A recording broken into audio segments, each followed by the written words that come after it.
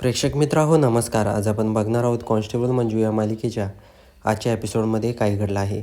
तर सत्या इकडं तात्यासाहेबाकडे येत असतो आणि तात्यासाहेब त्या गुंडाकडं म्हणजेच जो माफिया असतो तो त्याच्याकडे जातात, जो नशिले पदार्थ सप्लाय करत असतो. तिथं येऊन तात्यासाहेब आतमध्ये असतात. सत्या येथून दरवाजा वाजवतो. त्यानंतर तात्यासाहेब बाहेर येतात आणि सत्या म्हणतो, तात्यासाहेब माझा एक प्लॅन आहे. दसऱ्याच्या दिवशी आपण महिलांचा कार्यक्रम ठेवू. तुम्हाला विचारायसाठी आलो होतो. तात्यासाहेब म्हणतात, सत्या विचारायचं काय आहे? बलवान तू कार्यक्रम राबवून टाकू. काय याच्यात एवढं?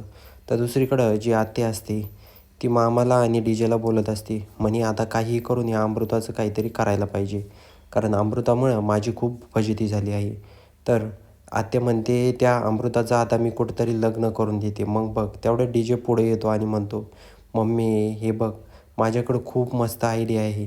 तू काही कर, अमृताचं लग्न माझ्यासोबत करून दे. मग तिथून पुढं बघ या घरावर फक्त तुझी हुकूमत असेल आणि तूच फक्त इथून पुढं तुझं जे सांगशील तेच या घरामध्ये होईल. तर आत्या तेवढ्यात असं ऐकल्यानंतर डीजेच्या कानफडीत देते आणि म्हणते, तुझं लग्न मंजूसोबत करून देणार आहे. तू त्या अमृताच्या नादी नको लागू आणि हे बघ ती जेवढी या घरापासून लांब राहील ना तेवढीच चांगलं आहे. डीजे बोलतो, मम्मी पण तू माझं ऐकून घे ना. अमृतासोबत झालं तर चांगलं होईल ना माझं.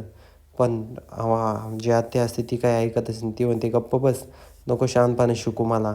आणि हे बघ मला जे वाटेल ना तेच करीन मी. तर डीजे काही बोलत नाही. तो गाल चोळत तिथंच बसतो. तर इकडं आत्या बाहेर येते आणि जी अमृताची आई असते तिला म्हणते, अगं सुनंदी ऐक तू माझं. या अमृताचं लग्न आहे ना आपण करून देऊ चांगल्या ठिकाणी. आणि हे बघ मंजूचं तर काही टेन्शन नाही आहे. आता सत्याचा आणि मंजूचा घटस्फोट झाल्यानंतर डीजे आहेच ना लग्नाला. तेवढ्यात अमृता येते आणि म्हणते, ए आत्ते माझ्या आईचे काही पण कान भरू नको. आणि हे बघ तू म्हणशील तिथं लग्न करायला मी मोकळी नाही. तर आत्या म्हणते, एवढे दिवस तू घरामध्ये काय करणार आहे? तू एवढी दिवस तरणी ताटी पोरगी एवढे दिवस घरी ठेवणं चांगलं नसतं. त्यामुळं लवकर तुझं लग्न करून पोरं बारं होतील तुला, म्हणजे ओके होऊन जाईल कार्यक्रम. तर त्या ठिकाणी अमृता म्हणते, ए आत्ते तू माझं नको बघू, तुझं बघ तुझं काय करायचं काही नाही. आणि हे बघ तुझा काहीच संबंध नाही मला अक्कल शिकवायची बरं का आत्ते. तर अमृता तिथून निघून जाते. तर आत्या म्हणते, गाठ माझीशी आहे, काही झालं तरी तुझं लग्न मीच करून देणार. तर दुसरीकडं जी मंजू असते ती पोलीस स्टेशनला असते आणि प्रिया बोलते, कसं काय चालू आहे मंजू तुझं सत्याचं तुझं? तर मंजू बोलते, व्यवस्थित चालू आहे. तेवढ्यात सत्य येतो आणि म्हणतो, वाघमारे मी तुम्हाला घ्यायला आलो आहे, येता का?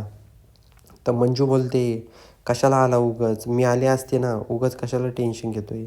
तर सत्या मग म्हणतो, चला. त्या ठिकाणी सत्या आणि मंजू घराकडं निघतात.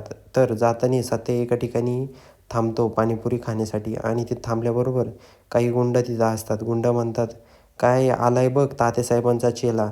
तात्यासाहेबांचं खरं रूप याला माहीतच नाही, नुसतंच तात्यासाहेबांच्या पुढं मागं करतोय. तर सत्य खूप चिडतो आणि धावायला लागतो. पण मंजू म्हणते, सत्य हे बघ तू त्यांच्याकडे लक्ष अजिबात देऊ नको. ते तुला फक्त डावचायसाठी बोलत आहे. त्यामुळे तू अजिबात त्यांच्याकडे लक्ष देऊ नको.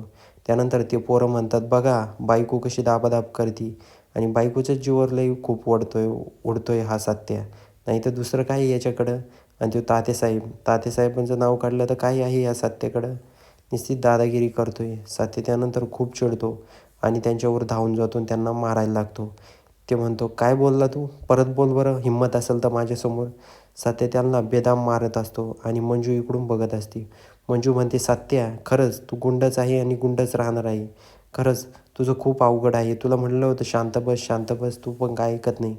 मग तिथून मंजू रागामध्ये निघून जाते आणि सत्या म्हणतो, माझी काही चूक आहे? तात्यासाहेबांना कोणी बी वाईट बोललं तर अजिबात मला सहन होत नाही, हे सगळ्यांना माहिती आहे ना.